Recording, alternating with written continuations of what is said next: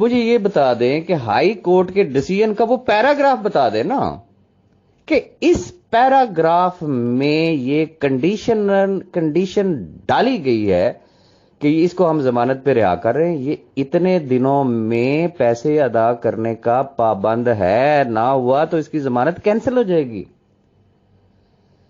या उस फैसले के अंदर कोई एक सेंटेंस, कोई एक पैराग्राफ मेंशन तो करे ना कि कहां कोर्ट ने लिखा कि सैफुर रहमान नियाजी ने या उनकी वकला की टीम ने यह स्टेटमेंट दी है कि भाई इतने दिनों में ये पैसे अदा करने का पाबंद होगा, इसलिए जमानत दी जाए। ऐसा तो कुछ भी नहीं। अब इस ग्राउंड पे ये सुप्रीम कोर्ट चले जाएं, हाई कोर्ट में दोबारा चले जाएं, ये कहीं पे भी चले जाएं, जब बुनियाद ही बेसलेस है, इसका कोई बेस है ही नहीं है, तो मुझे यह बता दें कि क्या कोर्ट में सुनवाई होगी? तो माजरत के साथ इसीलिए मैं कहता हूं कि इट्स ऑल टोपी ड्रामा। और टोपी ड्रामे में जो लोग इस वक्त फ्रंट पे हैं, जो किरदार अदा कर रहे हैं, उनको मैं ये कहूंगा कि वो मासूम लोग हैं, उनको नहीं है पता वाकयातन, क्योंकि उन्होंने ना तो लॉ किया हुआ है, ना उन्होंने ये धक्के खाए हुए हैं। और फिर अब तो जो सूरत हाल सामने आई है वो ये है कि जहां जहां से जो फंडिंग हो रही थी सिवाय यूट्यूबर्स के, वो सब की बंद हो गई है।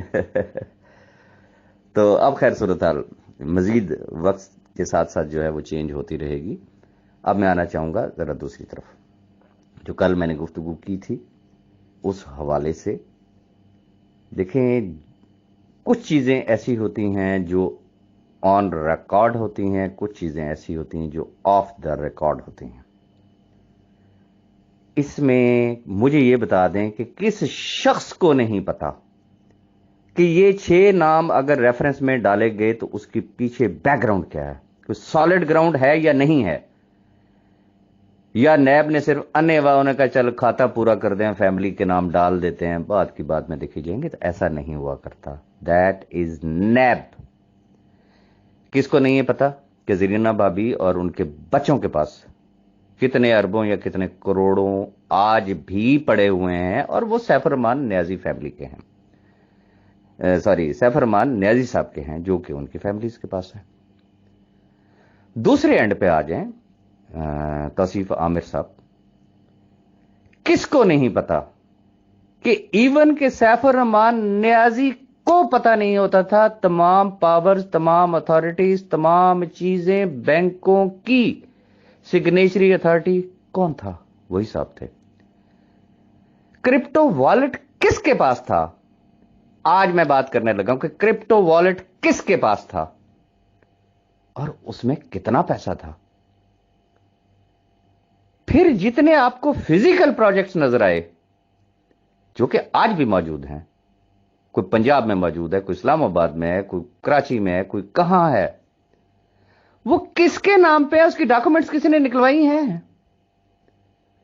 तो भाई बात यह है कि बहुत सारी चीजें ऐसी हैं, जब उनका कच्चा छठा जब उसका निकाला जाएगा तो मेरे लिए इंतहाई काबिल एहतराम है तौसीफ आमिर साहब, चूंकि मैं सिर्फ वो गुफ्तगू कर रहा हूं जो चीजें मेरी नजर से गुजरी, जो चीजें मैंने देखी, जो चीजें मुझे बताई गई हैं।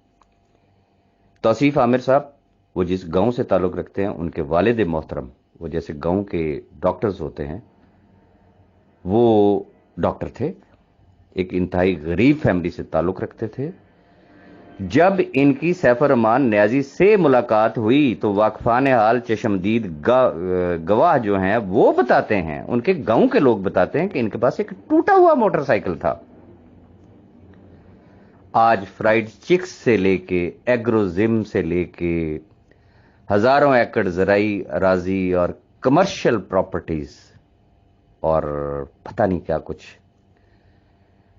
पास्ट में एक वो वक्त भी आया था कि बीबीसी वालों ने कोई डॉक्यूमेंट्री बनाना चाहिए थी इनके अगेंस्ट, इन तमाम भाइयों के अगेंस्ट, कि सडनली इनके पास ये इतने अरबों रुपए के असासे कहां से आए। लेकिन बस वो बीच में कुछ पाकिस्तानी साफी पड़े और उन्होंने लेन देन किया तो वो जान छूट गई। वो क्या कहते हैं, इस सब गोल ते कुछ ना फोल, फिर सारी बातों को छोड़ दें। यहां दुबई में जो मार्बल फैक्ट्री है ये तो यकीनन सब ने सुना। वो किसके नाम पे थी और फिर उसको किसके नाम पे सैफ साहब के जेल के दौरान किसके नाम पे ट्रांसफर की गई, वो बंदा कौन है, ये सब कुछ किसके पास है। अब अगर तोपों का रुख एज पर planning of mister Saifur Rahman Niazi, Saif साहब की फैमिली और तौसीफ आमिर साहब, अगर तो तोपों का रुख करना है सिर्फ और सिर्फ सैफुर रहमान नियाजी की तरफ और इन सब को पतली गली से रास्ता देने के लिए तैयार है एंटी ग्रुप कि उनके खिलाफ अदालत में, मैं सड़कों की बात नहीं कर रहा हूं, अदालत में अगर ये गूंगे बन जाते हैं, ये खामोशी इख्तियार करते हैं, मुंह पे टेप लगा लेते हैं, वहां पे किसी किस्म की कोई मुखालफत नहीं होती है, तो फिर समझ लें कि अल्लाह ही हाफिज होगा। लेकिन इसकी डिटेल इंशाल्लाह इससे अगली वीडियो में मैं शेयर करूंगा। आज के लिए मेरे ख्याल में इतना ही काफी है। अपनी दुआओं में याद रखिएगा। फर्दर जो भी होगा इसी यूट्यूब चैनल पर मैं शेयर करूंगा। Thank you.